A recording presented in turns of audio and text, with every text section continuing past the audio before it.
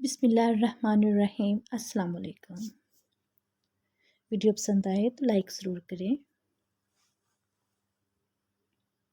छठी सदी कबल मसीह में बनी इसराइल बदतरीन अखलाकी इनहराफ का शिकार थे और इसी बिना पर अपने ज़माने की सुपर पावर इराक़ के हुक्मरान बख्त नसर के हाथों सियासी मुग़लियत के खुदाई अज़ाब पे मुतला हो चुके थे।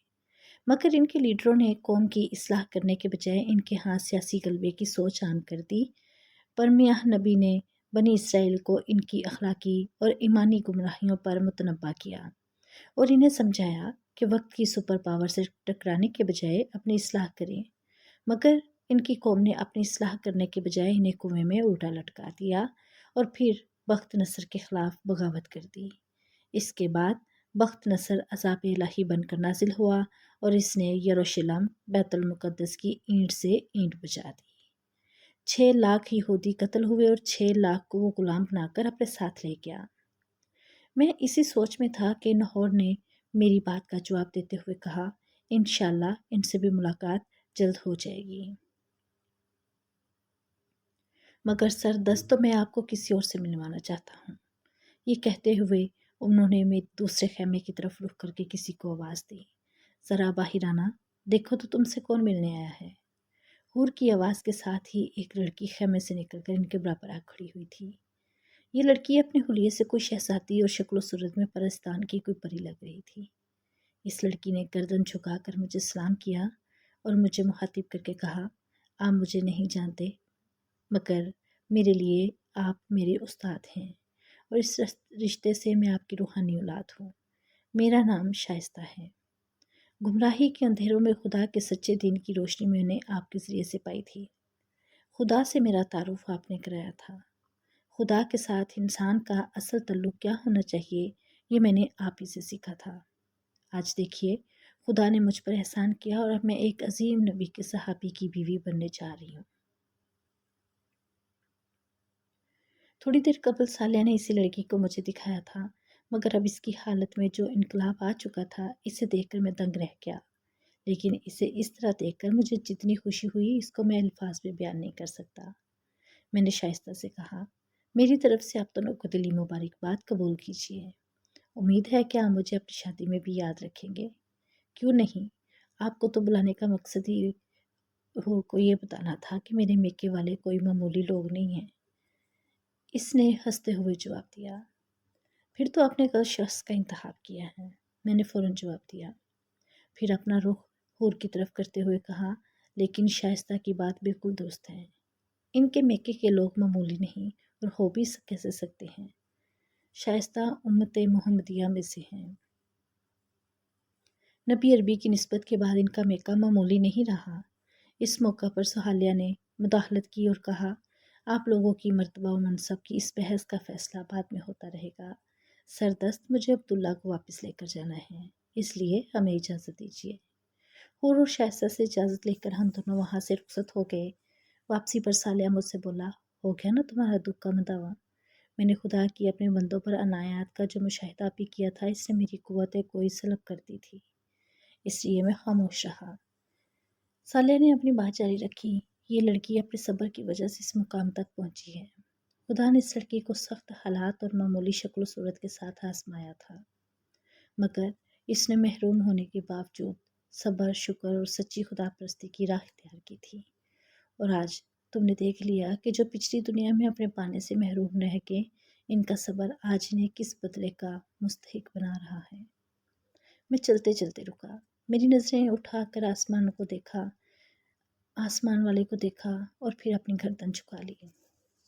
हम चलते चलते इस दरवाजे के करीब आ गए जहाँ से हशर का रास्ता था। मैंने सालिया से दरियाफ्त किया, क्या अब हमें वापस मैदान हशर जाना होगा? क्यों, क्या वहाँ जाने का शौक़ ख़त्म हो गया? इसने हैरत के साथ पूछा। नहीं, ऐसी बात नहीं, मैं सोच रहा था कि यहाँ आ गया हूँ तो अपने घर वालों से मिल लूँ। जब हम शुरू में यहाँ आए थे तो तुम मुझे बराह रास्तों पर ले गए थे।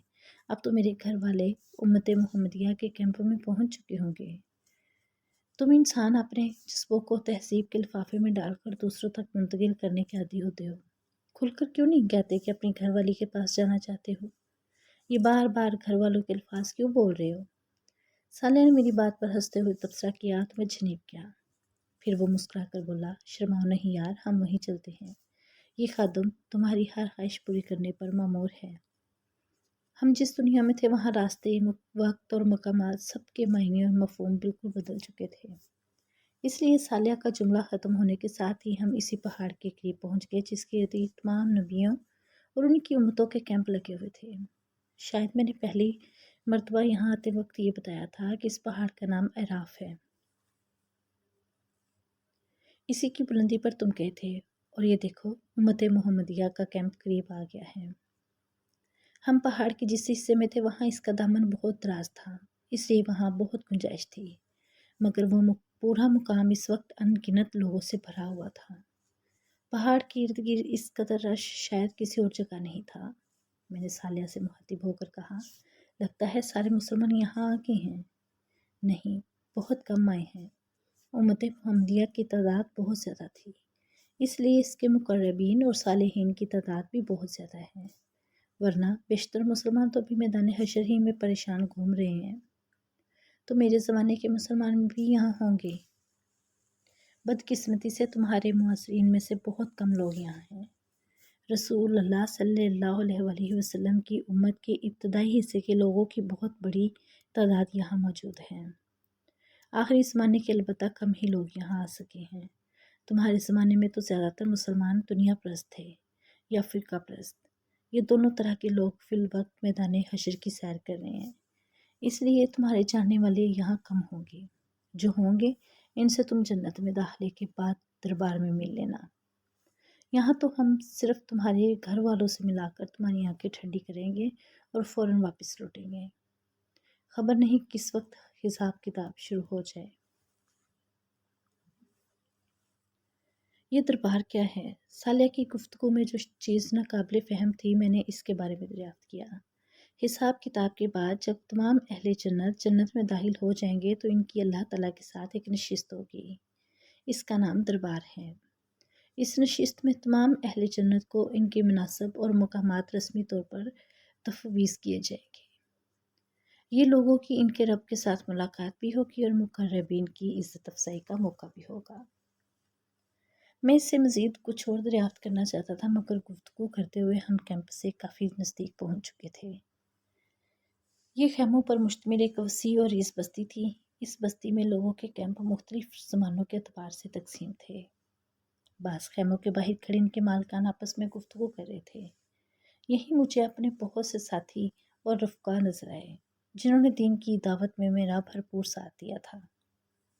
इनको देखकर मुझे इतनी खुशी हुई कि बयान से बाहर है।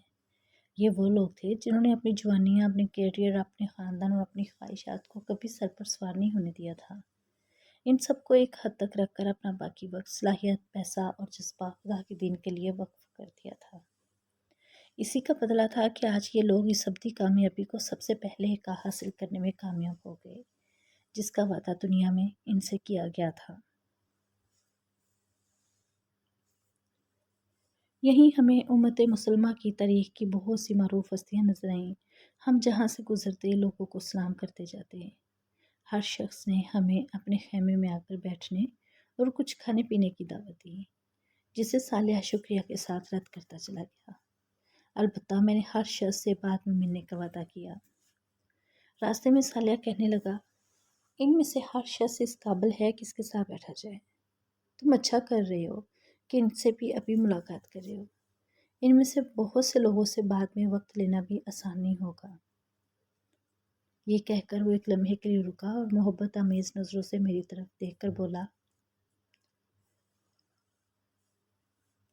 वक्त लेना तो तुमसे भी आसान नहीं होगा अब्दुल्ला।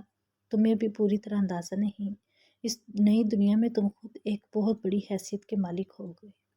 बल्कि हकीकत ये है कि तुम परवरदिगार आलम के मेयार पर हमेशा से एक बहुत बड़ी हैसियत के आदमी थे।